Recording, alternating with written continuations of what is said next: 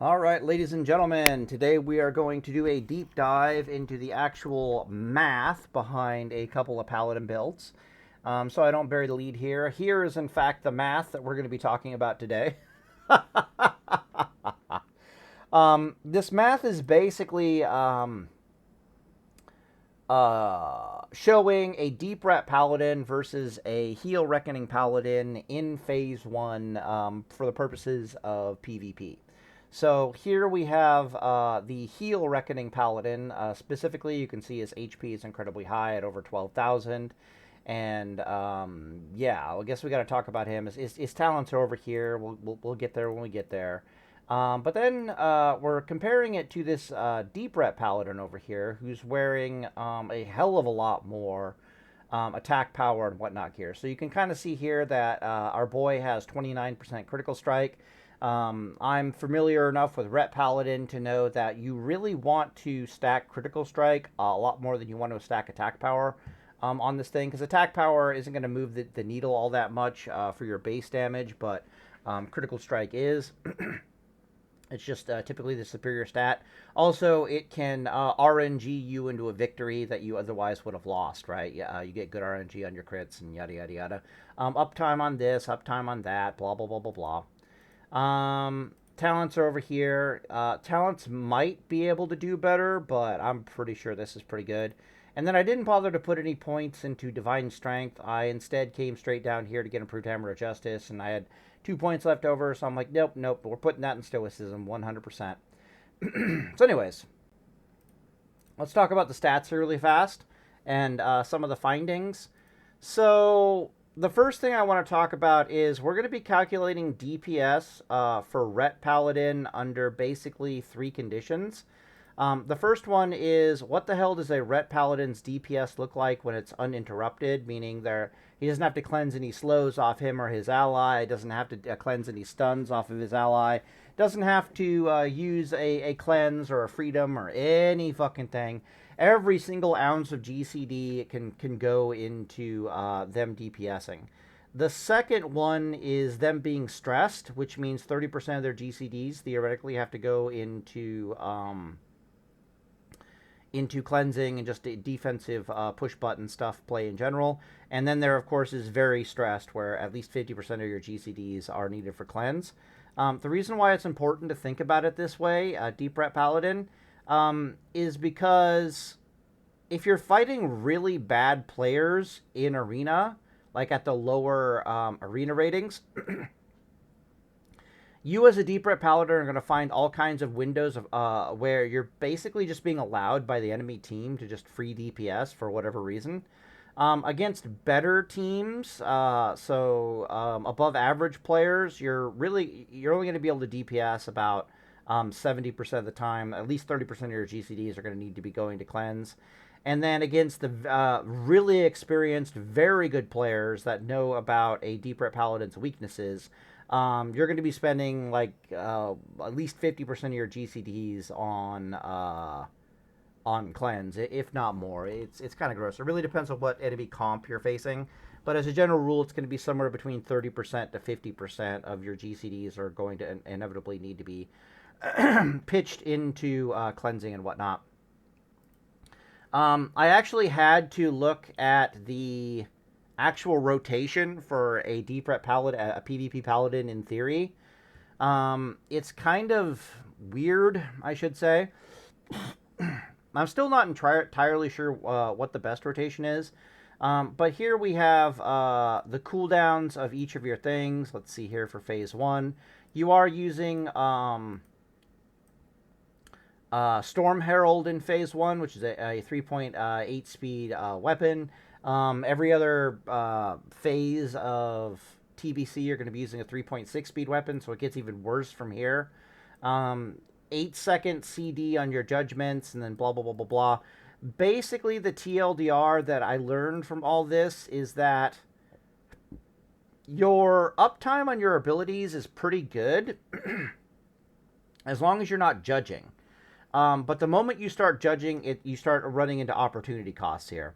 So this entire sequence here specifically basically does, within a 13.5 second time period, 2 judgments, 4 twisted auto attacks, and then 3 Crusader Strikes.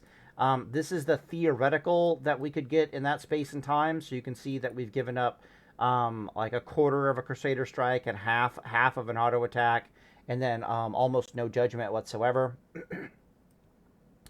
So you can see the Crusader Strike right here. We're supposed to be auto attacking right here at 3.8 seconds, but instead we end up waiting out to 4.5 seconds. The reason why we have to do this is because we did judge at the beginning, and or we did Crusader Strike, you know, one of the two. But that's why your first auto attack is kind of slow. But then every other auto attack fit in pretty damn well. So this auto attack is, yeah, we fit in every auto attack pretty much on time. You can see that there's some dead time in here, right? Wait 0.8 seconds. Another one down here is like wait 0.8 seconds. That lines up with our auto attack, right? Because we do 2 GCDs, and then we basically have to, that's 3 seconds. Then we have to sit on our hands for 0.8 seconds before we can seal twist. Well, that's not enough time to fit anything else in, unless we want to make the seal twisting take longer, which if we do, we'll make the seal twist take, the auto attack take 4.5 seconds as opposed to 3.8. Anyways, what I basically discovered here was that there's enough free space right here to basically do this sequence of the rotation instead. So basically the rotation is like seal twist, auto, seal twist plus auto plus judge on contact. Then we press Crusader Strike as quickly as possible. Then we reseal command. Then we seal twist blood. Then comes another Crusader Strike. Then at the 6-second mark, so that's right on time. Then we have to sit on our hands for 0.8 seconds and then seal twist command. Because we still have blood up. We haven't judged it off, right? If we then judge, we have like 3.7 seconds of downtime before we Crusader Strike, and that was pretty shit.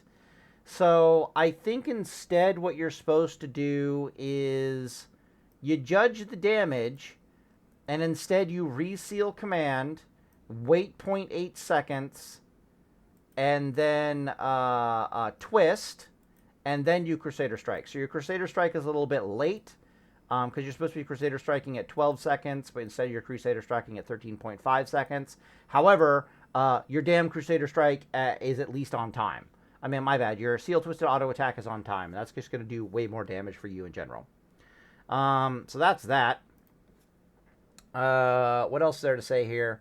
Your seal twisting is so insanely tight, and you just don't have the GCDs on the Paladin worth a damn, that trinkets that increased your haste, like, you know, push button, gain 15% haste, don't really make any sense on a Deep Ret Paladin. But as we're going to see, they make a horrific amount of sense on the Heal Reck. This is one takeaway I had from the video, is that using a plus 150 spell power trinket probably isn't anywhere near as good. This plus 150 spell power on Heal Reck is worth like plus 15 DPS. And if I did a haste trinket, assuming I could seal twist the haste trinket with like an add-on, like the add-on would actually adjust for the fact that I just popped like a 15% haste trinket, and I could seal twist off of that, which this thing can. It's going to be worth like, you know, 80. It was like 80 at 10%, so I think it's closer to like 120 additional DPS. I'll do the math later at the end of the video. But let me zoom in here, and we'll start with the basics. Actually, I'll do a TLDR really quickly here. So the TLDR of all this nonsense, even though I really think you should stick around for the basics, is basically this. This is the HP pool of the Heal Reckoning Paladin, before you even factor in its plus healing. So this Ret Paladin has 9.5k HP, and its effective HP is also 9.5 effective. However, under most combat circumstances, you're not going to be judging. Instead, you'll just be using Seal of Blood, but Seal of Blood is still going to cost you like 400 HP just because of how Seal of Blood works. So more accurately, it's closer to like 9.1 effective HP. And for that reason, you actually have to add 10% to the numbers over here due to the sealed blood damage on the Paladin over there. But basically what this means is that our standing effective HP is 14.5k. It's like 60% more HP. I have 52 here because I was calculating it before I took into effect Seal of Blood. It has like 60% more effective HP than the standing HP of the Ret Paladin. That's before we press any buttons whatsoever. If we start pressing our, let's see, I'm going to go gear. We're going to go gear. Okay, cool. Yeah, if we start pressing buttons like the Bulwarks of Kings activatable, so we gain like 1,500 additional health temporarily, or we press this thing that I recently discovered, which got added to the Immortality Protocol list. Like, I used to be using this thing over here, but now it's like, holy crap, what do you mean I can get this in phase 1? Yes, please. So I push this button over here, I go up an additional 1,250 HP over for 15 seconds. The moment you start activating those buttons, so this number here is me activating those buttons below 35% life when Argent Defender is active. You can see that it's like 95% more effective HP than the Deep Ret Paladin, but it's closer to like 105 once you take in the note over here. And then this is the unideal usage of it. The unideal usage would be, I'm scared that like 2 mages are going to burst me out of existence, so I just prematurely pop the trinket at like 100% life and just, basically use it so that for the next 15 seconds I'm more capable of absorbing incoming damage. That's closer to like 95% more, plus 95% HP over the Deep Ret Paladin. The moral of the story is this thing is ridiculously more durable than the Deep Ret Paladin. That's before we even start factoring in the fact that this thing is technically a healer. It's missing like 200 plus healing over what a pure plus healer would be capable of, I do think. And you could actually, looking at these stats here, it would probably be best if nah, that's not true. I don't know. It might actually be best to swap around some of the gear to get it even thicker plus healing. Because again, if I learned anything from this video for Heal Reck, it's that the spell power isn't doing all that much for us. All right, so that's the first note is to take consideration of just how much more durable the Heal Reckoning Paladin is than the Deep Ret Paladin. It's somewhere between 2 and 4 times more durable. If it needs to heal, if it can heal itself, it's going to be like 4 or 5 times more durable. If it's not allowed to heal itself, it's going to be like twice as durable, effectively. But we still need to look at the actual damage. So it's better if we look at the DPS down here as opposed to anywhere else on here, because you're almost never going to get like 13.5 seconds of uninterrupted DPS in an arena. That's literally insane, and if they give that to a Deep Ret Paladin, they deserve to lose. The interesting takeaway I had from all this is that without Reckoning, the DPS difference is rather extreme. So you can see that versus Reckoning. So just so we're on the same page here, this is the DPS number of Reckoning. This is the DPS number without Reckoning for the Heal Reckoning Paladin. And then this is the DPS number for Deep Ret Paladin. Yeah, okay, cool. These two numbers, this one here is more...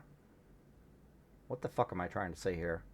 This one is more accurate because the Deep Ret Paladin, the Holy Reckoning... Heal Reckoning Paladin basically has 50% of its GCDs available for cleansing. And so you basically want to compare it to the same tactical situation on the Ret's side, but in theory, their combat potential is going to be somewhere in the middle between these two. Although when you fight good teams, man, they're going to put so much stress on the Deep Ret Paladin. There's so many other factors. So the huge elephant in the room, basically, for Ret DPS is the fact that the easiest way to stop Ret DPS is just to do so much fucking damage to them that they're forced to halt their DPS, right? You don't even have to throw a slow at that, or like, frost shock them so they need to cleanse it off to continue their DPS. You don't need to put a grounding totem near them or stun them or anything like that. A lot of teams, their counterplay to a Deep Ret Paladin is they go Kamehameha and just force his ass to bubble, and their DPS basically gets cut in half, to say nothing of the fact that they kind of need to stop and heal themselves to full, and it's going to take them the entirety of their 12-second bubble to heal back to full. So you just Kamehameha in the direction of a Ret Paladin, and their DPS goes to shit. You Kamehameha in the direction of a Heal Reckoning Paladin, you're gonna, if anything, you're gonna buff their DPS. But the big takeaway I found was that there's a massive difference in the Heal Reck's DPS as to whether or not Reckoning is up or not. So as we can see here, this thing is doing... Basically, I have to plus this number here by 75%, or my bad, 72% in order to get the same DPS as the Deep Ret Paladin. If Reckoning is active, however, and this is over 16 seconds rather than 13.5 seconds over here, and Reckoning only lasts 10 seconds. If Reckoning is up for 10 seconds, however, the difference between this number and this number over here is only plus 28.5%. So that's kind of cool. And then, of course, if we compare it to the 50%, and again, the performance is going to be somewhere in the middle for your Deep Ret Paladin between these two. It's going to be closer to like a 40% a GCD. But, yeah, the first thing you want to cut out of your rotation, according to these stats, is Judgment. Judgments are costing you a GCD, and they're only worth 350 DPS. Whereas the Crusader Strikes are costing you a GCD, and they're worth 940 DPS. There's no contest here. But once you are looking to cut out even more GCDs, you start cutting out the Crusader Strikes as opposed to Twisted Auto Attacks. Twisted Auto Attacks are just too valuable. A single Seal of Blood proc alone is worth 740 DPS, to say nothing of the potential of a command proc. And the potential of the command proc also giving you a command proc will also give you a Seal of Blood proc, so it's just totally worth it. So for example, 1.3 of these Seal of Blood procs are from the 1.3 Seal command proc, basically. Does that sound about right? Yeah, it sounds about right. Okay, cool. However, when we get down here, it gets really, really interesting. So, without Reckoning activated, this still is plus 42% more damage. But with Reckoning activated, it's only plus 6.5% damage. So, the moral of the story here is that there might be some counterplay against Heal Reck Paladin at the highest level by not attacking it and not giving it Reckoning charges. However, if your Heal Reckoning Paladin does get a Reckoning charge, it is completely worth it to use your special bubble in order to protect the entirety of that Reckoning charge, so you can just keep DPSing on the target. What you should do is just keep DPSing as normal when you get a Reckoning charge, but if the enemy notices you have a Reckoning charge and they throw a stun on you to try to limit the value of that, you're going to have to be very active in your assessment of what you should do. Is it a 2-second stun? Is it not going to mess with my my DPS all that much? Okay, I'll just sit it. Is it a 6-second stun? Okay, whatever, I'm going to bubble that and just keep DPSing as normal.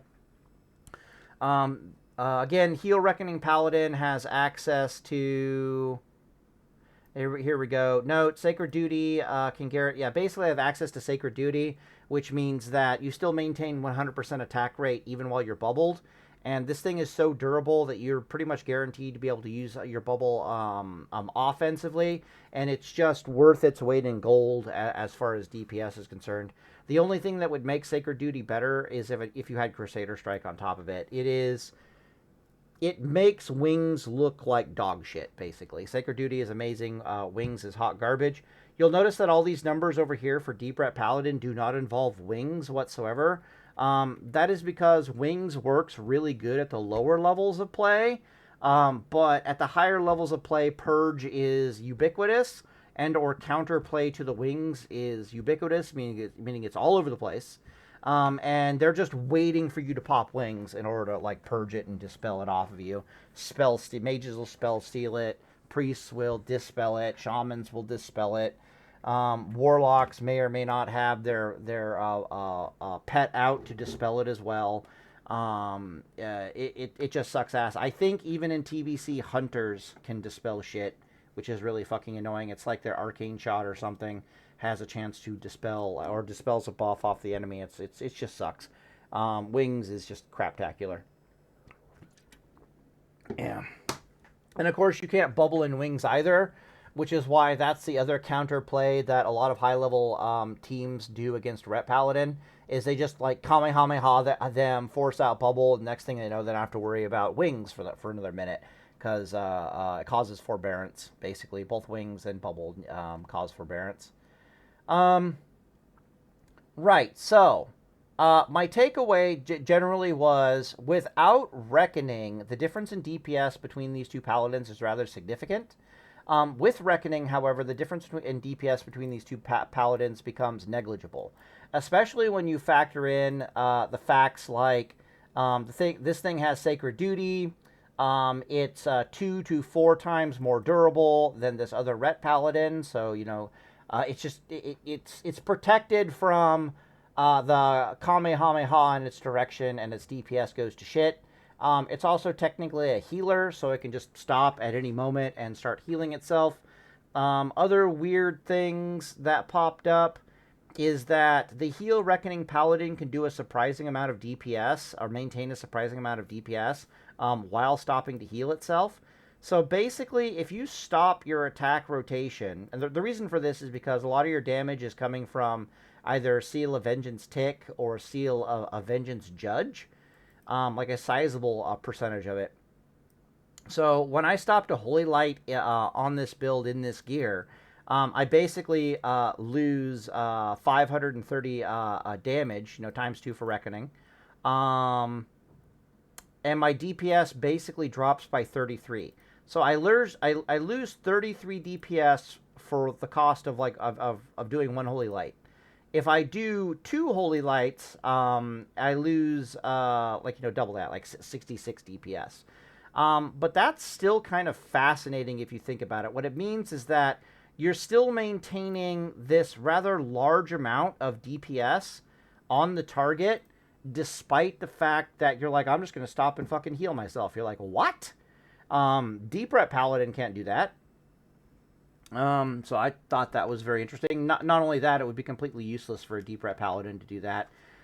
Because the Holy Reckoning Paladin's heals are basically going to be twice as effective as the Deep Ret Paladin's.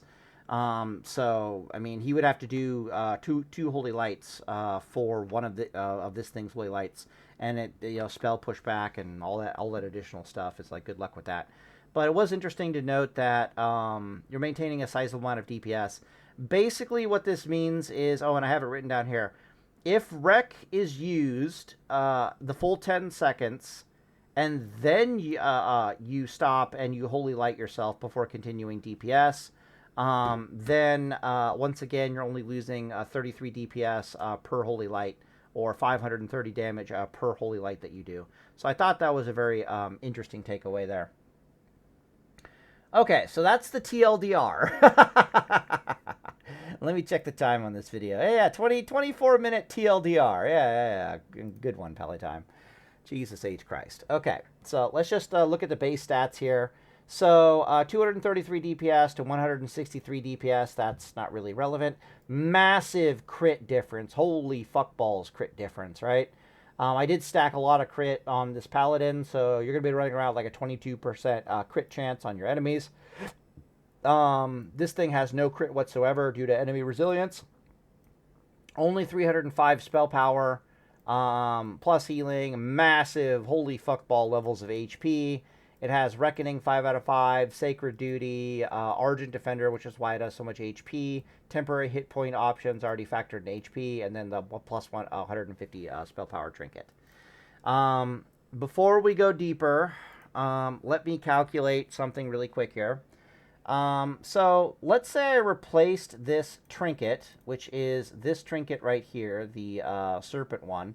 I would lose a little bit of stamina, but this thing's already tough enough as is, so I don't really think it matters. And instead I picked up a trinket, something as simple as like Scrolls of Blinding Light from Blackwing Lair. There's basically two trinket options for haste. The first one is Scrolls of Blinding Light from Blackwing Lair. This will give me both spell haste and melee haste. 250 haste rating is about 16% haste.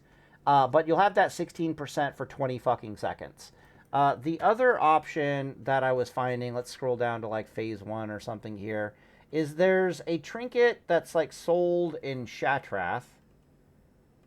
Somewhere around here, Black Rock Depths. No. Oh yeah, is it the brooch? No, the brooch is the attack power one.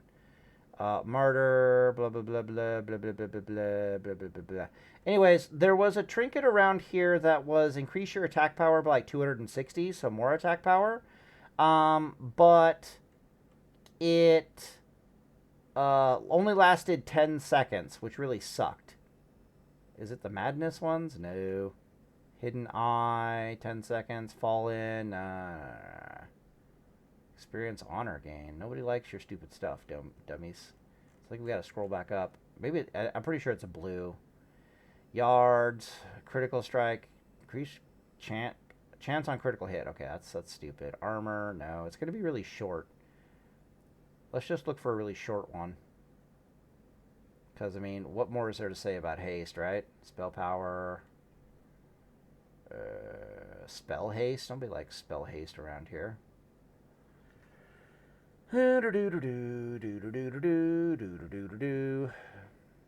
Anyway, Scrolls of Blinding Light might not be too hard to get, and you honestly might have it already, so it's like whatever. Compass, agility, stone, struck in combat. Okay, this is it. Okay, there we go. The Abacus of Violent Odds. Cool. Anyways, this is from Mechanar, and it says increase attack power by 64. Use increase haste rating by 260 for 10 seconds, 2 minutes. Usually when it says haste rating, it just means melee haste. It doesn't mean spell haste. That's also why Scrolls over here is being very specific about the fact that it increases your haste by 250, and it also increases your spell haste by 330. So one of these has some additional attack power on it, but Scrolls of Blinding Light is both good offensively and defensively, right? So it's like, I don't know. But I think it's way better than the spell power, and that's kind of one of my takeaways from this. So let me see if we can't get this number up even higher really quick here. So my Seal of Vengeance tick, I don't know if haste rating affects dots in TBC or not. If it does, let me know. I can look that up really quick. Let me pause the video here. All right, cool. We looked it up. The answer is no. Haste rating does not affect dots in TBC. So that's good to know. So anyways, we're going to pick up this calculator here. We're going to start doing a little bit of math. I'm going to need a second calculator too. Actually, let me pause the video again, and I'll just do the math, and that way I can just go bleh. Now, that should probably be good. All right, as near as I can tell, if we activated something like Scrolls of Blinding Light, because it lasts 20 fucking seconds, over the course of 16 seconds, we would get 726 additional damage out of that. It doesn't affect the tick damage from Seal of Vengeance. It doesn't affect the judgment damage from Seal of Vengeance, but it will affect how much procs we get from Seal of Vengeance, 5 out of 5, command procs, and white damage, and all told, 16% additional damage on all that, blah, blah, blah, blah, is close to 726. If I divide that by 16, this means that for the duration, we'd have to increase this number by 45. So let's, what is that? That it would be 45 plus 475 equals So 520, and then I want 726 just for the reference. So then we're going to go here, and then this would actually be 4.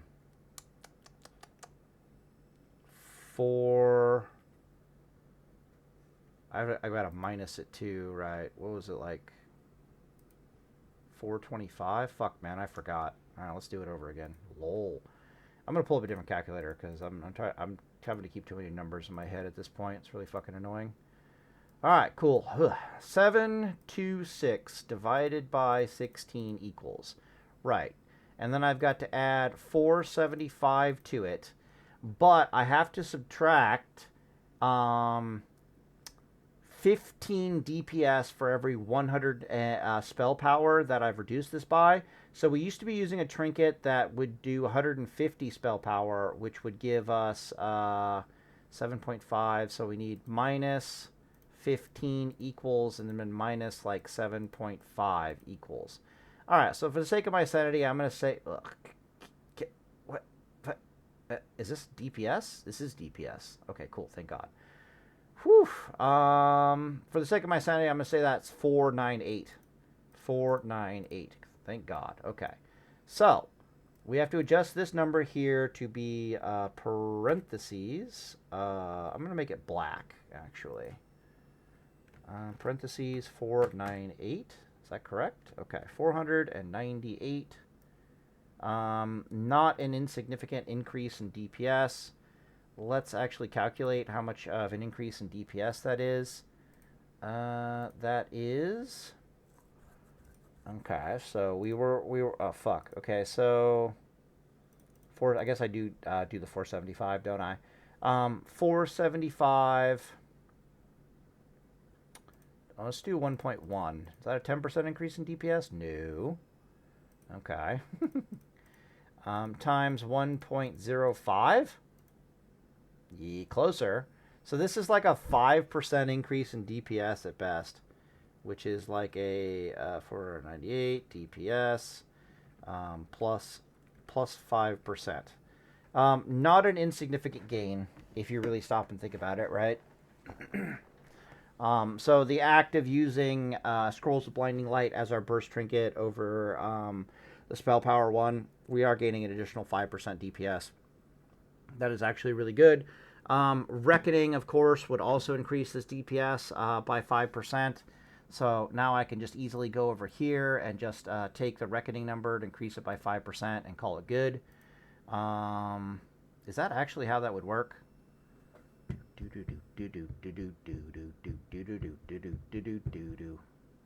I think so. Huh. Yeah, I think so.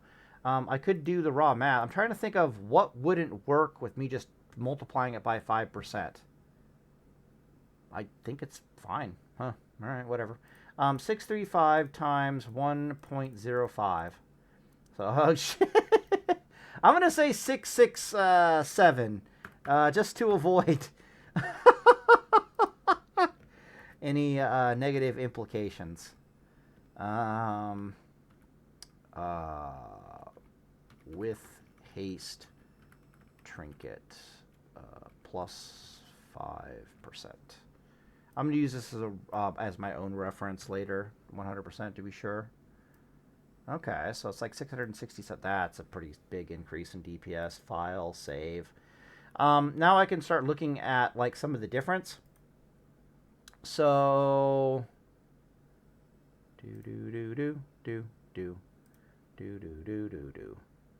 out of sheer curiosity,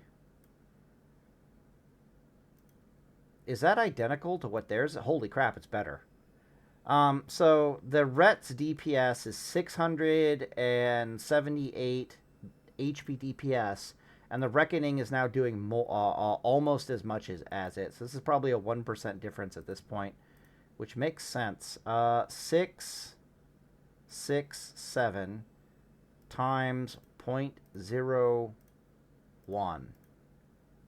Awfully close. Okay, so 667 times 1.015.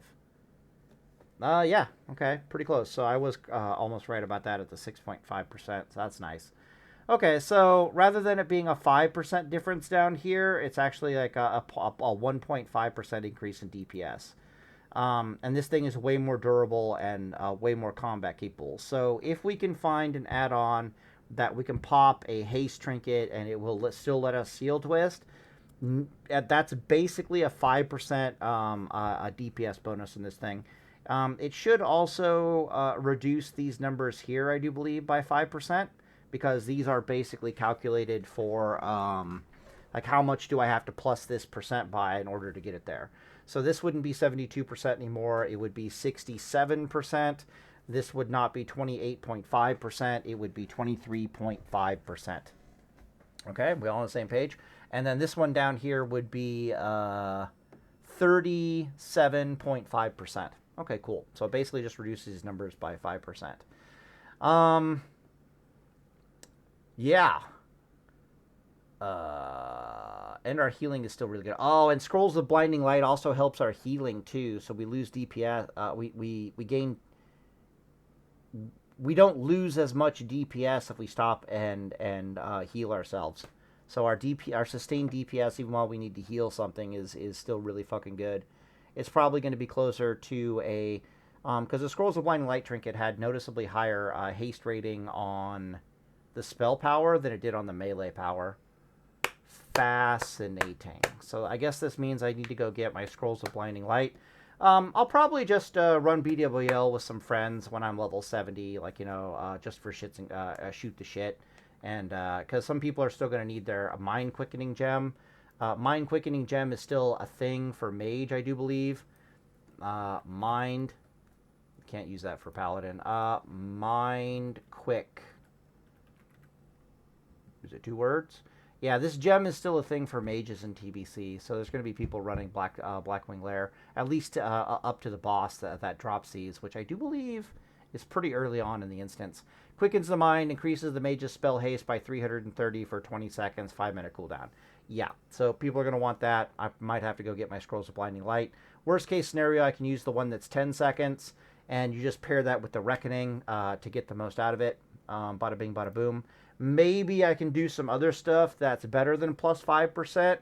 But this thing is 5% better than the current plus 150 spell power burst trinket that I already have on. That's basically what's happening there. All right, what the hell else is there to talk about here? Uninterrupted, blah, blah, blah, blah, blah. I can take you guys through a tour of what the hell's going on here. Just so you guys are, even if you're like WTF on like all these numbers. So, this is the base DPS of the Deep Ret Paladin. Oh, I need this thing. I need red. So this is the base DPS of a Deep Ret Paladin. This is how much crit they have, but this is how much resilience most enemies are going to have. So it's going to only have about 22% critical strike chance. No plus spell power, no healing, relatively low resilience, and this one only has 6.5. He didn't really care about resilience. This guy really doesn't care about resilience. These are all the buffs that are affecting the damage the Deep Ret Paladin is doing. On top of the fact that I know that certain ones of these still have their double effect from Classic World of Warcraft. Let me take a drink of water here. Yeah. So this one, for example, is increasing the amount of physical and holy spell power that you're dealing while wielding a two-handed weapon. So your seals, because they do holy damage, they gain 6%, 6% twice multiplicatively, which is closer to a 13% damage bonus. Judgment goes up by 6% damage on this fucking thing. Can't remember if I calculated that in there. Yeah, I did calculate that in there. Melee damage also goes up by 6%. But your seals or any source of holy damage is basically double dipping. The exact same fucking thing happens with Crusade. I named it wrong. It's supposed to be like Righteous Fury or some shit like that. Like, come on. Vengeance? What's this thing called? Vengeance. Okay, thank God. So that's named incorrectly.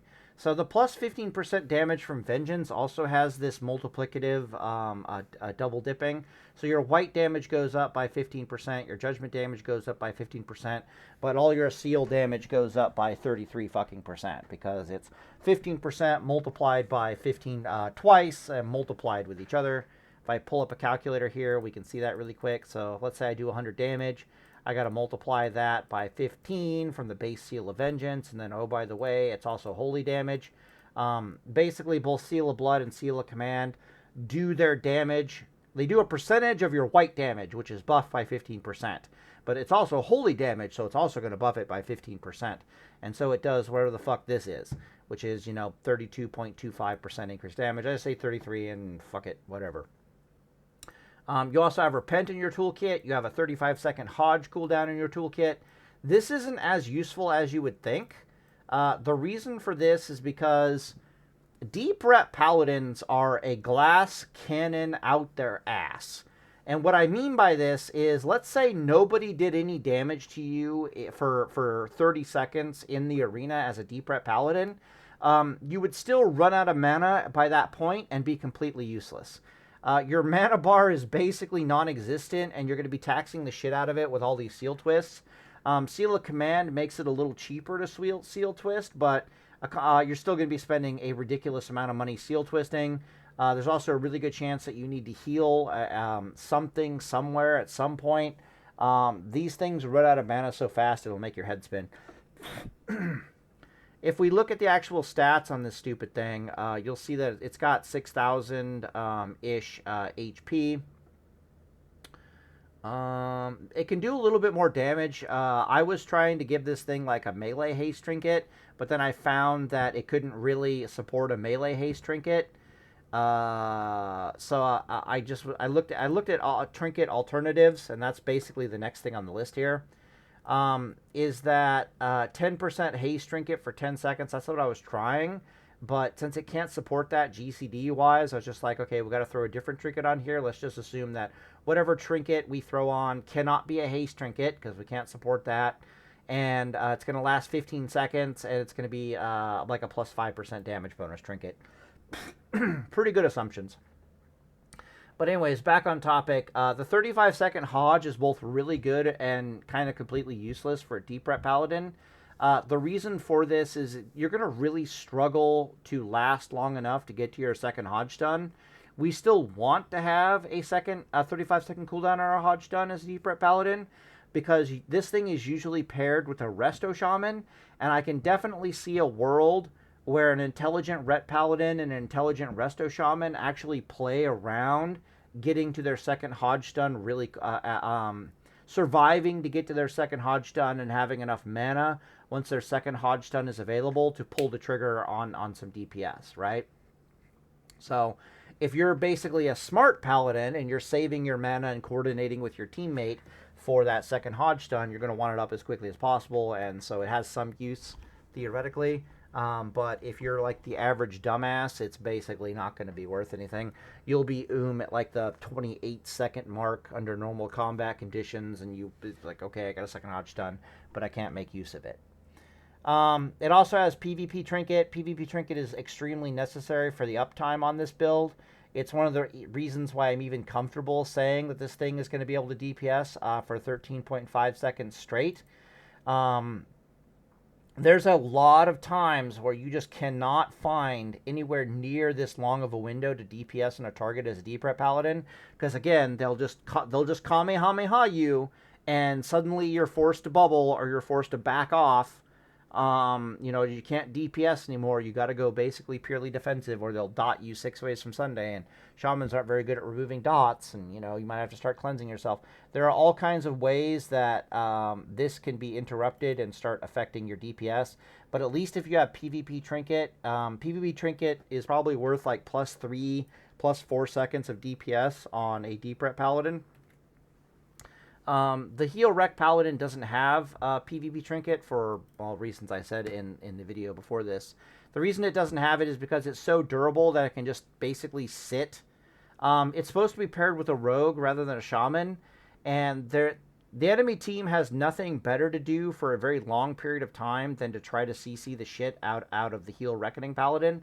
And the Heal Reckoning Paladin is so insanely durable that rather than having PvP Trinket, it basically just sits the CC and then goes on the offensive from there. So in a roundabout way, it basically has PvP Trinket. Theoretically, a smart enemy team could hold off on their CC and try to punish the Heal Reckoning Paladin, but it's not like you don't have bubble for 12 seconds and can't just do your full DPS rotation for 12 seconds off of bubble. So it's just like this thing basically has PvP Trinket, even if the enemy team is being smart about it. Because bubble it doesn't need bubble for defensive purposes, and when it activates bubble, it doesn't do fuck all for mitigating its damage. So you basically get to use bubble as both a DPS guaranteer, or I should say a burst DPS guaranteer, and you get to use it as your PvP Trinket as well. But the vast majority of enemies are not going to have the patience to hold off on CCing you out the gate. Most enemy teams are just going to start CCing you. They're just going to start damaging you, and it's going to go from there. Okay, cool. A lot of times they'll do that. Basically, you won't see that kind of really intelligent play until you get to the really high levels of arena. The vast majority of the time, people are going to mistake Heal Reckoning Paladin for a Deep Ret Paladin, and that's why they're going to pull the trigger on all the CC and the DPS, try to get your PvP Trinket out, blah, blah, blah, blah. So, in a roundabout way, doesn't really need it. What else is there to say? Right, so let me run you through the damage calculation here really fast so you can be like, WTF. So, let's look at the white damage of this paladin. So the first thing we would do is we'd take 233 DPS. We'd multiply that by the swing timer of our weapon. So that gives us whatever the hell that is. Then we multiply this by 22% because that's our critical strike chance. Okay, cool. Then we have to add in all the additional crap to this thing. Which would be times 1.06, so we need the 6% for the two-handed damage bonus. Then I need a 1.03 for the humanoid. I think a lot of these are multiplicative. I don't think they're additive. I could be wrong about that. Based on my testing in Classic World of Warcraft, they did appear to be multiplicative and not additive, and I do believe I asked Drakova about this once upon a time. Anyways, we got to do vengeance still, so 1.15. And then what the fuck else is there? Because we're not at this 1425 number yet. Did I miss anything? Or did I fail to double dip on something? Oh, right, the burst trinket. Okay, cool. 1.05. Okay, cool. So you can see that's how I basically got this number right here, where it's like 1 auto equals 1425 damage before armor. We're getting 1424. I just figured fuck it for the sake of my sanity. So that's how we got the white damage for this fucking thing. Now, how the hell do we calculate a seal of blood or a seal of command? Well, a seal of blood would be 0.35 of this, but it's still gaining like another 6% damage from the two-handed weapon specialization like we talked about. Then on top of that, it's also gaining another 15% from fucking vengeance. What the fuck else does it need? Oh, and, okay, it gets worse. And it's like, and Seal of Blood and Seal of Command can crit in TBC, right? So it's like the white damage can crit, so I have to multiply that by 22%. Seal of Blood and Seal of Command will take its damage off of how much white damage you did. And on top of that, it can also crit. So in a weird roundabout way, it also double dips on the crit damage. So I have to take this damage and multiply it by critical strike chance, which is like another 22%. And you can see that we're getting close to that 740 number that we have down here for how much Seal of Blood is worth. Seal of Command is going through the exact same WTF nonsense here. So basically, we would take 70% of that, which gives us, you know, a little less than 1,000, but we still have to multiply that by the two-handed weapon specialization. Then we have to multiply that by fucking Vengeance, and then, oh, by the way, this thing can crit, so we got to multiply that by Critical Strike, and very clearly, very quickly, you can see that it's worth 1480. Seal of Vengeance, however, or Seal of Command, I'm convinced that Seal of Command in TBC is best thought of as having like a 30% proc chance on like a 3.8 speed weapon, or even a 3.6 speed weapon. The reason for this is because a lot of enemies that you fight in TBC have much higher base mitigation, like, you know, dodge, parry, not parry, specifically dodge. Dodge in TBC on the vast majority, on a lot of classes, is much, much higher than it is in Classic World of Warcraft. The reason for this is because I think it's still something like 14 agility is worth 1% dodge, or 20% agility is worth 1% dodge, or something like that in Classic World of Warcraft. Nobody updated that for TBC. So what this means is that rogues have twice as much agility in TBC than they had in like Classic World of Warcraft, and nobody bothered to update the value of agility for dodge chance.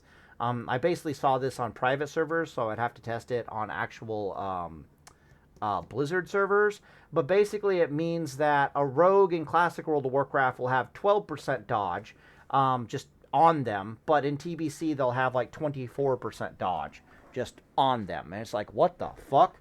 So a lot of classes have just noticeably higher mitigation, and because Seal of Command has to run Seal of the Casino, blah, blah, blah, blah, blah, right?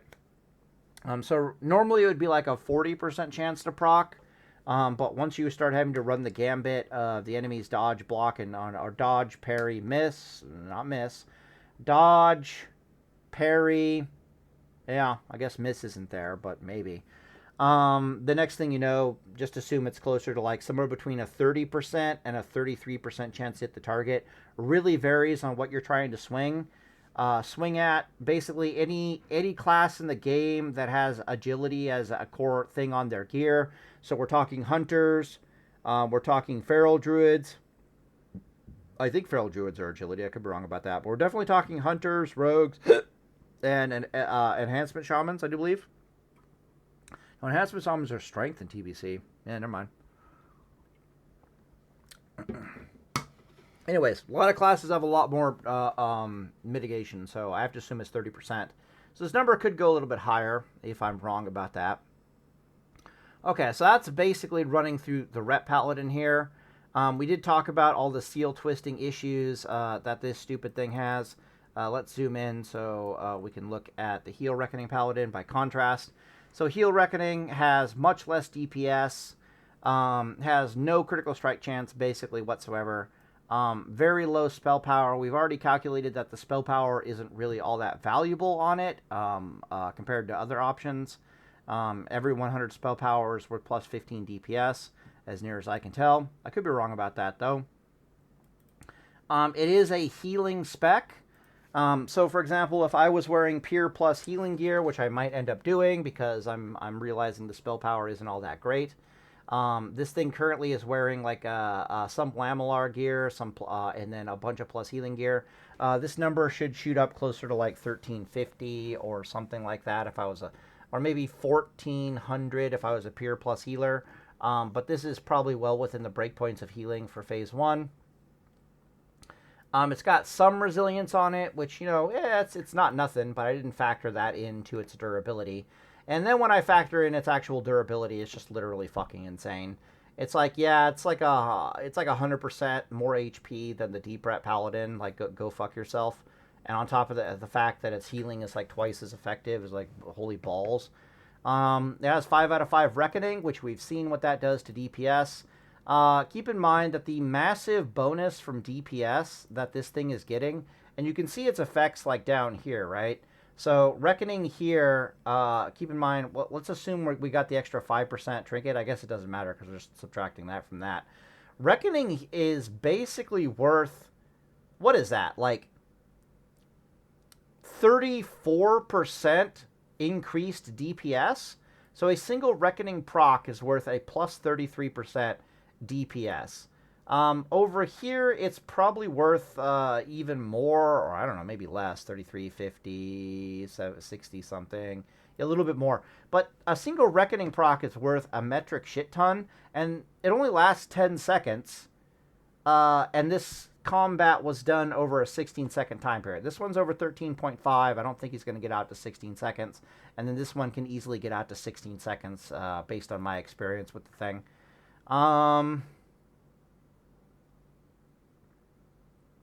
Right. Moral of the story is that this thing can go Super Saiyan at any moment from Reckoning alone. The other elephant in the room is to note that within a 10-second time window, this thing would do even more DPS, or have higher DPS, because if I just factored in, like, a Reckoning and then nothing else, right? So basically, if this thing has any kind of uptime on Reckoning, its DPS basically becomes monstrous. So I thought that was interesting. Sacred Duty, of course, absolutely amazing. By far the best time there's two great times to pop Sacred Duty. There's only one time to pop Sacred Duty, and then there's two great times to pop it within that one time. So the one time to pop Sacred Duty is when you and your rogue ally are going for the kill. It's like, the Heal Reckoning Paladin needs some build-up. So Seal of Vengeance needs to be 5 out of 5 before this thing really starts ramping on the DPS. Because once you get 5 stacks on Seal of Vengeance on a target, every additional proc not only refreshes the dot on the target, but it gives you an additional, holy damage proc. Not quite as much holy damage as Seal of Righteousness, but considering that a Seal of Command proc can also proc Seal of Vengeance, it's kind of close to being on par with Seal of Righteousness. Seal of Command procs cannot proc Seal of Righteousness, even in Burning Crusade, I do believe. But I might have to test that. What else is there to say? Basically, in order to stack a 5 out of 5 Seal of Vengeance on a target, your Heal Reckoning Paladin is going to need between 12 to 15 seconds in order to get 5 out of 5 Vengeance proc. Vengeance, and we can kind of see this over here. Let's go look at this really fast. So here's the info on Vengeance from an older video of mine. You can see that notes we have Seal of Vengeance has a chance to proc that is 100% at 2.8 second weapon speed. Damage does not increase past 2.8 seconds to proc. Basically, what this means is that you can be swinging a slow one-handed weapon as a paladin, and these DPS numbers will not change in the slightest. You will still have a Seal of Vengeance tick time of, blah, a Judgment damage of blah, and a Seal of Vengeance proc of blah. In fact, if anything, they'll go up because your shield will have like a bunch of spell power on it, theoretically. So you can do a considerable amount of damage with this build, even with a one-handed weapon. And a one-handed weapon is actually the best weapon to proc to get to get up to 5 stacks before you switch over to a two-handed weapon. This lines up really well because you can get the 5 stacks on the enemy and then take the time to heal up to full, and then switch to a two-handed weapon. And from that point on, it's fucking go time. This thing is more than durable enough to be able to do that, and it's technically a healer, so it's more than capable of just, healing itself back to full, no problem, in the face of the enemy. This doesn't hurt the burst of this theoretical team comp of Heal Reckoning Rogue, because rogues are technically in the same ballpark, or in the same... They're in the same situation with a Heal Reckoning Paladin in that they, too, like a considerable amount of time beating on their opponent to get everything stacked up before they try to go for a kill, right? So Rogue wants to get, 5 out of 5 wound poison to cut the enemy's healing in half. They want to get a bunch of combo points stacked up on the enemy. And on top of that, they want a full energy bar, and they want all that stuff on the enemy before they're ready to rock and roll. They also might want some exposed armor and blah, blah, blah, blah, blah. So you needing to take 15 seconds as the paladin to start ramping up the damage before you're good to go for a kill is kind of the amount of time that a rogue also wants on an enemy target before he's ready to rock and roll.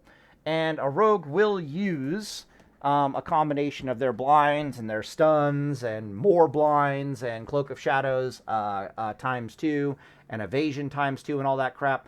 They will more than happily use all that shit to stack up their nonsense on an enemy before they start trying to go for a kill.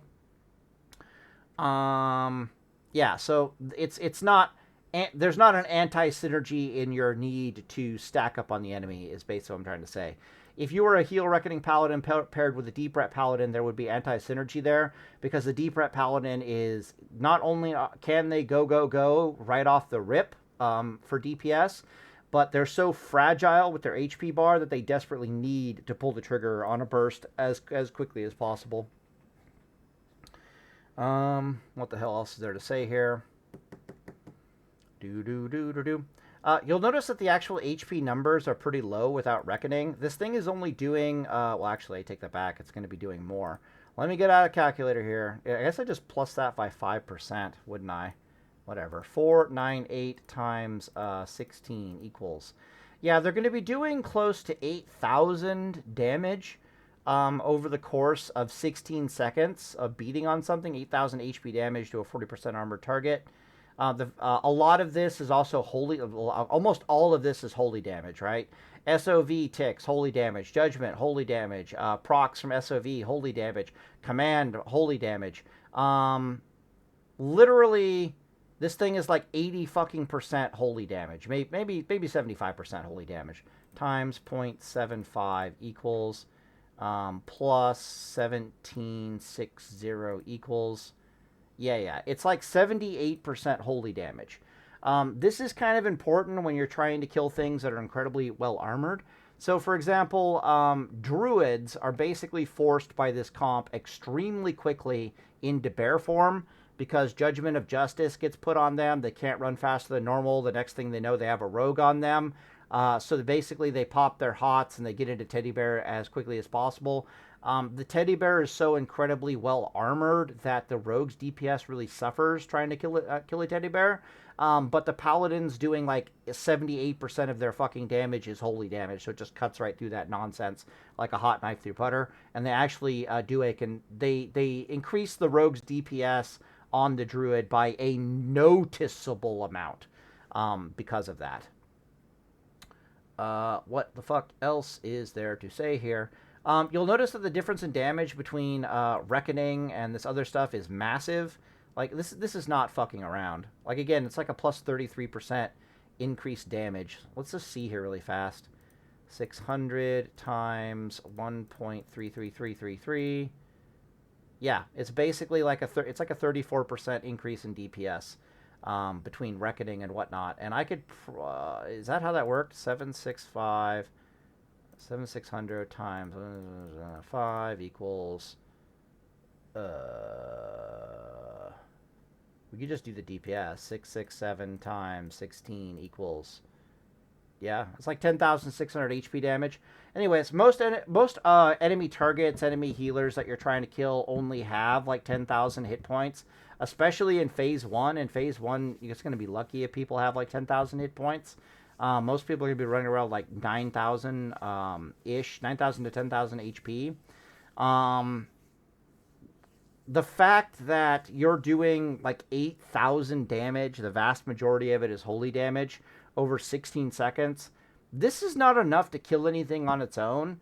But when you start pairing it with a rogue, and the fact that the rogue has wounding poison, and the fact there's this weird note up here, and the fact that 50% of your GCDs on this build are still available for cleansing, right? Cleansing you, cleansing the rogue, freedoming the rogue, bopping the rogue, is another DPS increase that is difficult to explain, but it's technically there, and this thing can do that pretty much at any time.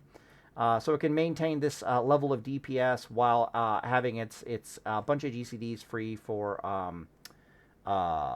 maintenance, basically. That's technically what's going on down here, too, with the Ret Paladin. This Ret Paladin is using 50% of his GCDs for Crusader. My bad, for cleansing. So technically the same thing would happen over here. The difference with this is that the thing being cleansed is almost going to exclusively be the Paladin. You might end up cleansing like a, I don't know, like a Fear or something off of the Resto Druid, but cleansing is a DPS increase in the grand scheme of things. We just have to assume that this DPS increase down here is roughly equivalent to this DPS increase up there. And of course, the other thing that it can do is it can maintain a rather terrifying amount of DPS while if it has to heal something every now and then. When paired with a good rogue player, what ends up happening, you'll see this note right here. Note, a surprising amount of DPS maintained versus a target struggling to move if Paladin needs to stop and heal. So the act of me deciding I need to heal, and keep in mind, if I need to heal, it's not going to be me. I'm not going to suddenly decide I need to heal me with this much fucking HP and durability. I'm going to decide I need to heal the rogue. And the sheer act of me needing to heal the rogue, I'm gonna basically do an auto attack, stop, start healing the rogue. And the rogue, what they usually like to do is they like to stun the target while I'm healing, both to prevent that target from potentially interrupting my heal, but more importantly, it stops the enemy from getting distance away from me, or all that much distance away from me, so that when I complete the heal, I can just walk right over to them and start DPSing on them pretty much again. That's pretty much all there is to say about that. The last question I have, we could look at the gear really quick here. Gear, no, not really. Was this the tier 1 gear? No, that's the Ret Paladin. So I'll scroll over the gear here really quick while we're talking. Not that big of a deal. What the hell else was I going to say? Oh, I haven't factored in the 150 strength gain from Bulwark of Kings. And I didn't factor that in because a lot of fights that this Paladin's going to get into, he's not actually going to end up using the Bulwark of Kings activatable. So I figured it was just best to not factor that in. And you can see that the vast majority of DPS that this Paladin does is basically coming from, we'd make this scrolls, wouldn't we? Yeah, let's just make that scrolls for both offensive and defensive purposes. What was I saying? Yeah. So it would increase our DPS by a bit, but not all that much. I could do the math on it really fast, I suppose. Whatever. How much would that increase the DPS even further? 150. I think that's a strength buff. Yeah. I don't have no buffs to strength. Let's see. Multiply that by 2 equals. Divide that. Actually, I just take 150 and divide it by 7. It's the same deal. Divide by 7, so we gain 21 DPS for 15 seconds, but I need to multiply that by 0.6 because it is a 40% armor target. So we'd gain roughly like 13-ish DPS on top of all of that for 15 seconds. Divided by, let's just say 500, because that's what we were looking at. Divided by 500 equals... So it's not even a % increase in damage. Am I understanding this correctly? 500 times 0.01. Actually, it is. Okay, so it's like 2 point something % DPS increase. 500, right? Yeah. It was like 13. 500 times 0.023. Ooh, 25. 500 times 0.025. All right, cool. 26. Okay, that's not bad. So basically, this is going to increase the DPS of this Paladin by an additional 2.6, 2.7%, somewhere around there. So once again, we have a significant DPS increase apparently. But yeah, so it is plus 13% when we activate that. But again, a lot of fights I'm not going to activate that, yada, yada, yada. There is one last thing I want to do with this paladin, and that is to try to calculate just how fast this plus a rogue is actually going to kill something. So I am of the opinion, because I've been anally attended to, let me rephrase that, let me say that again, anally attended to many, many a time by rogues in TBC Classic World of Warcraft. I know how fucking terrifying their DPS is. So I'm going to basically put my foot down and say that I'm convinced that rogue DPS is somewhere in the vicinity of 1,200 DPS, 1,200 DPS. You can see that this Ret Paladin is rocking around like, 938 fucking DPS. I'm going to say that Ret Paladin or rogues do like 1,200 DPS, but it's almost like all physical damage, right? I'm also going to make an assumption. I'm going to assume rogue burst damage is like 1,200, and then of course it starts to taper off as their energy bar goes down and down and down and down and down, right? So eventually their DPS gets down as low to like 600-ish. But when they're bursting on you, I guarantee you it's 1,200 or higher. Yeah, it's literally insane how much DPS those fucking assholes do. So what I want to do here is I want to pick up a calculator, and I'm just going to assume that rogues are doing like 1,200 DPS. And we're going to assume that they're doing this for like 10 seconds. So they'll do that much damage. Okay, calculator. And then I'm going to assume their DPS starts to fall off.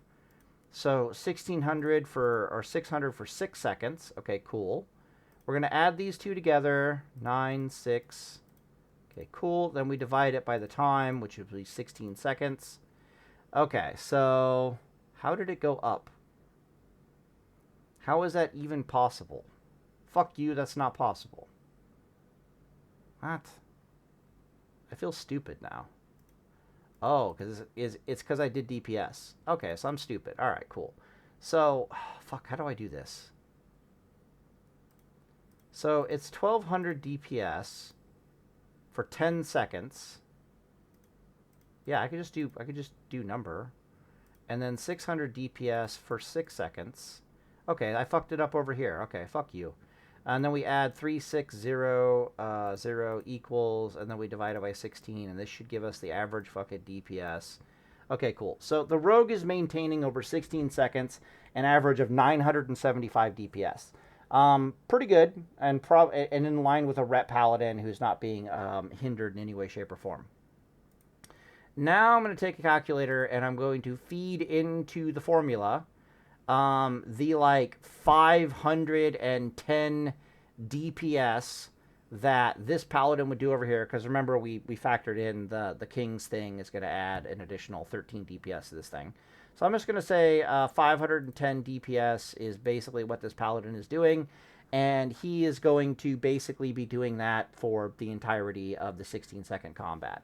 So the first thing we have to ask is just how fucking much let's get another calculator. Is the paladin increasing the rogue's DPS? Like the presence of the paladin, you can see that the rogue's DPS is really high at 975, but the paladin's DPS is not an insignificant addition to that amount of DPS. 575, so just out of curiosity, let's go 510. Okay, cool. And then I need to divide that by, no. Whoa, I need that number. 975 plus 510 equals okay. Oh, and this also helps show what I mean when I'm saying that if me and my rogue ally are trying to kill a druid in bear form, that the paladin's increase in DPS is a noticeable contribution. It literally doubles the rogue's DPS in my experience, because again, a lot of this this number here is going to be cut down rather significantly by the fact that the teddy bear has like 60% armor. This is factoring for like 40% armor or some crap like that. Let me take a drink of water. Whereas the paladin's contribution to killing such a heavily armored target is almost all spell damage, so it's not reduced by anywhere near as much. All right, so I need to figure out 9.75 times, let's do 1.5 and see what happens. Okay, pretty close. 975 times 1.55. Too much. 975 times 1.52. All right, close enough. All right, so basically what's happening here is that the Paladin is increasing the amount of damage that the Rogue is essentially doing to a target by 52%. That's basically what that says here. So I'm going to add 975 to this because I still need this number. And I'm going to ask myself a very simple question. And that is, if my Paladin here... What's going on?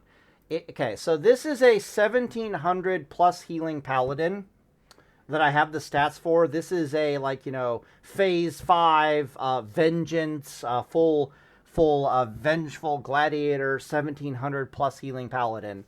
I'm going to assume that a lot of healers in the game can get upwards of like 1700 plus healing if they're like go crazy with it. I'm going to ask the simple question of, can my Peer plus healing phase 5 Paladin with uninterrupted holy light heals somehow keep this target from dying if there's a fucking rogue with 5 out of 5 wound poison on it and a holy reckoning Paladin wailing on it?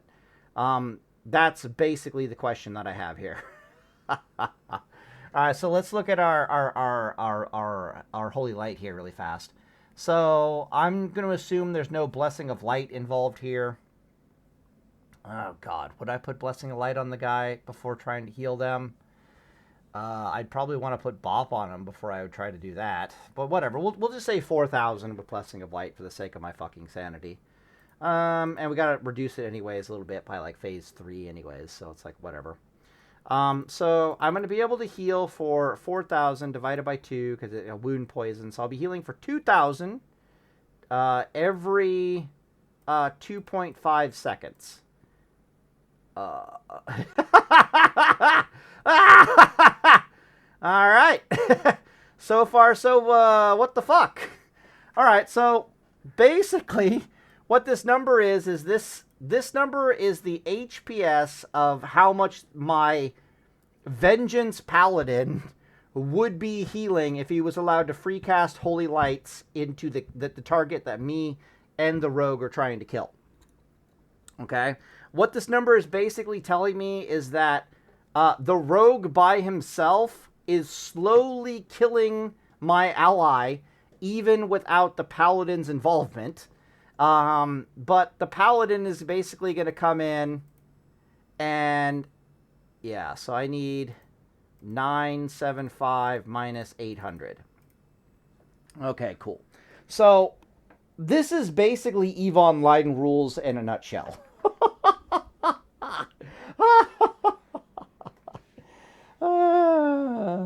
So I often use the phrase on my channel, EVE Online rules, and when I refer to EVE Online rules, it's basically, imagine we do 1,000 DPS, okay? And our enemy is able to heal themselves. Their HPS is 900. So we're basically only doing 1,000 hit points worth of damage effective. We call that your effective DPS, right? Is basically 100. Your effective DPS is your net DPS, so after armor and all damage reductions, and then however much DPS is left over after you factor in enemy theoretical HPS. If we were to go from 1,000 DPS to 1,100 DPS, that is only a 10% DPS increase. However, we would double the speed at which we would kill our enemy because we just went from doing 100 effective damage to them a second, or HP damage to them a second, to doing 200 HP damage to them a second. That's basically EVE Online rules in a nutshell. And you can see this here very clearly. So without the Paladin's involvement, this theoretical rogue is only doing 175 HP DPS damage to their target. So he's killing them, but it's going to take 9,000 HP divided by 75. It's going to take the rogue 51.4 fucking seconds to kill a 9,000 HP target.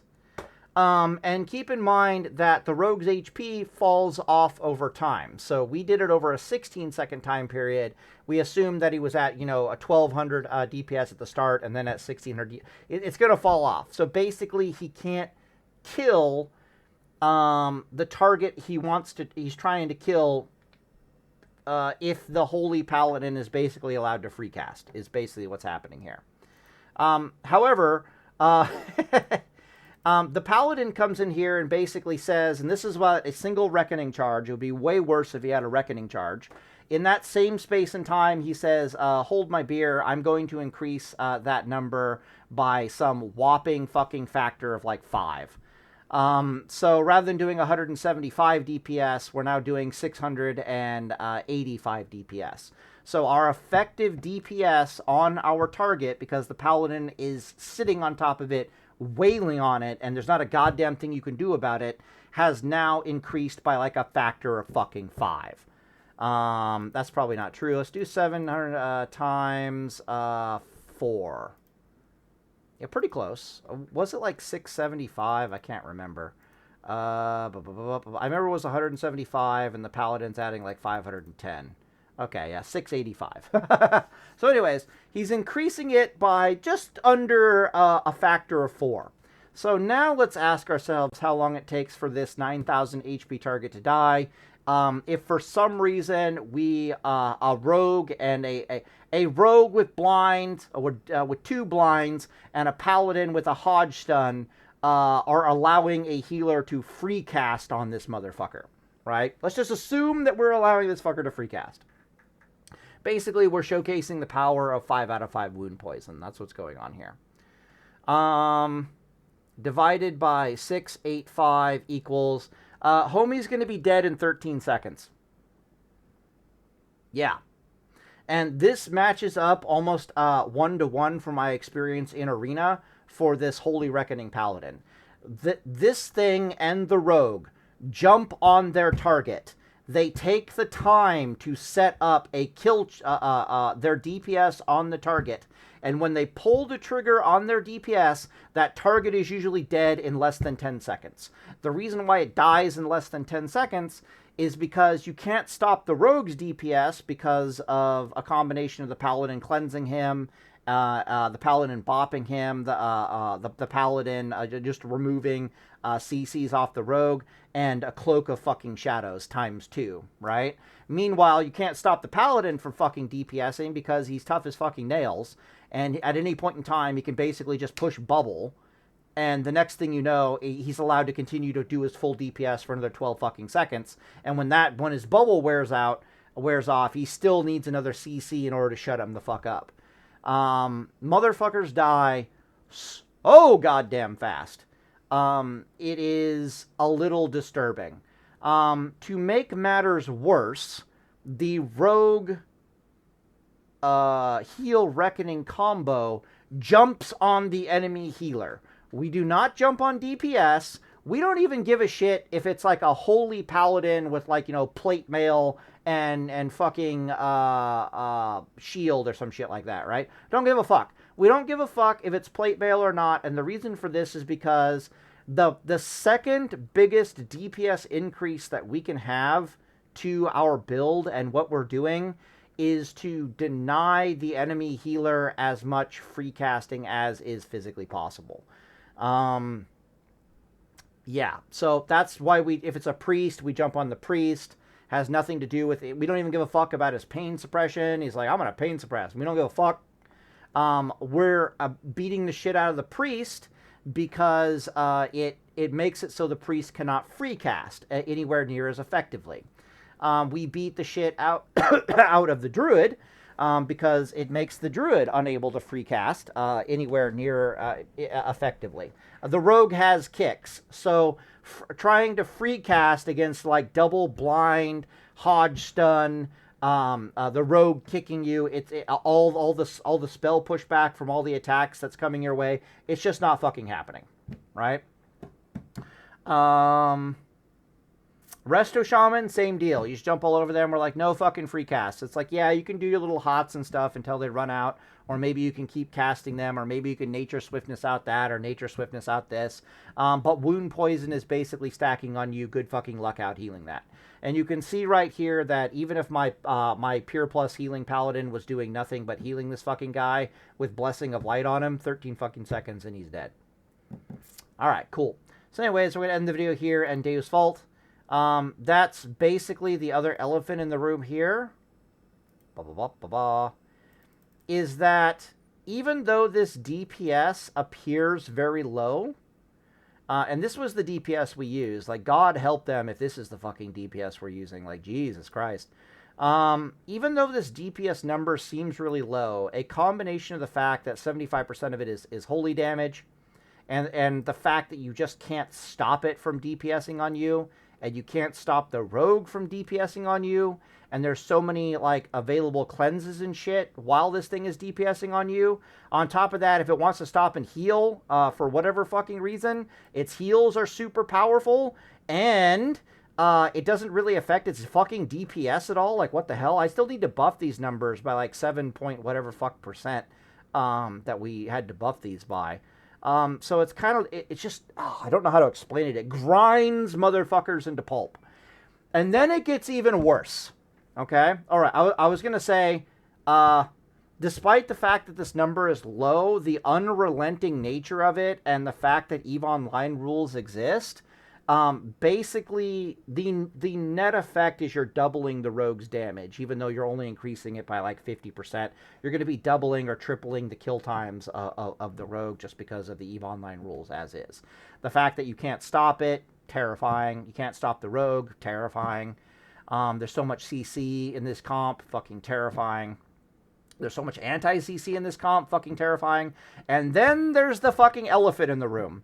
There have been only a handful of arenas where I was with my rogue friend, and somehow the rogue managed to die before I did. And that's the typical thing that happens, is if any one of these of you and the rogue are going to die before you kill one of the enemy team, or after you kill one of the enemy team, or right before you kill one of the enemy team, it's going to be the rogue. And usually it's due to, like, a warrior hacked him to pieces, or he got Kamehameha'd out of existence.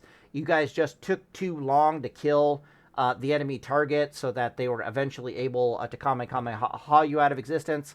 The vast majority of times what happened is I took one look at the situation and I realized I could heal my rogue, or I could just continue DPSing and guaranteeing that this healer dies. So I would just continue to DPS, guarantee the kill on the healer. The rogue would die either before the healer died, right before the healer died, or right before, or right after the healer died. Usually right after. And then it would be a 1v1 versus me, and then whatever other DPS was around there. There are not many classes in the game that can 1v1, that's not even true. There are 0 classes in the game that can 1v1 a Heal Reckoning Paladin under arena conditions.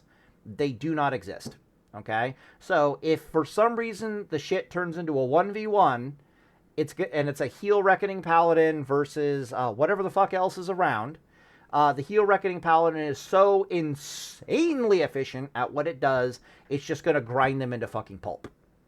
There have also been a handful of instances where the rogue died before we killed anybody on the enemy team, but their resources were so low and the Heal Reckoning Paladin's resources were so high that it still ended up winning the duel the arena anyways, because it's so unfucking relenting that it didn't let the healer drink at all. It out tanked the enemy DPS while it continued to beat to death the enemy healer. And then, of course, it just turned around and beat the shit out of the enemy DPS. Absolutely fucking terrifying, this motherfucker. I think specifically the comp that I remember that happening with was a Deep Ret Paladin and a Resto Shaman. We jumped on the Deep Ret Paladin. My bad. We jumped on the Resto Shaman. We took too long to kill the Resto Shaman. The Deep Ret Paladin got lucky and just completely anal raped my rogue out of existence. But a combination of not letting...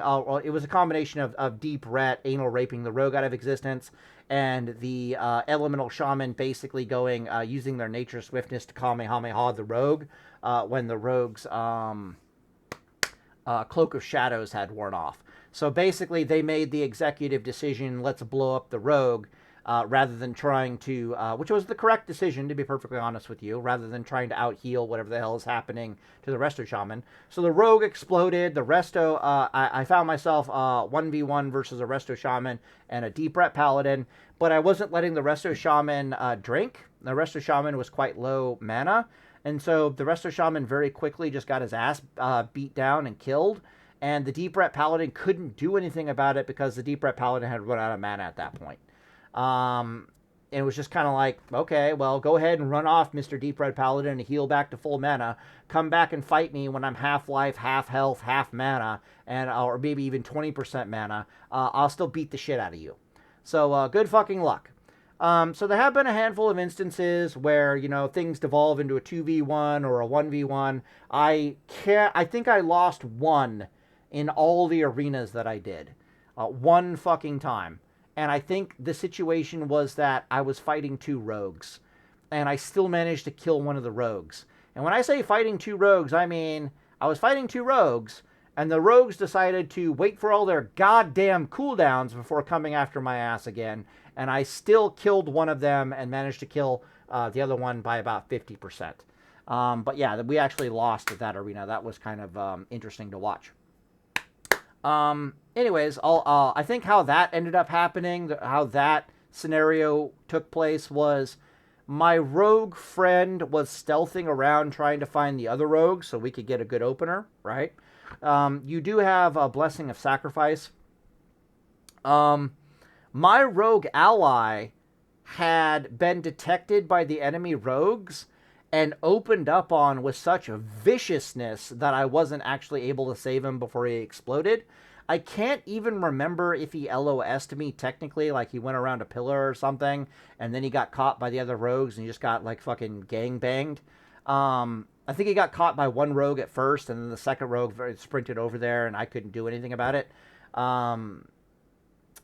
Yeah, so that ended up being bad. I remember we learned our lesson. It was like, okay, I'm just never going to go behind a pillar again when I'm looking for rogues. And I'm like, good idea.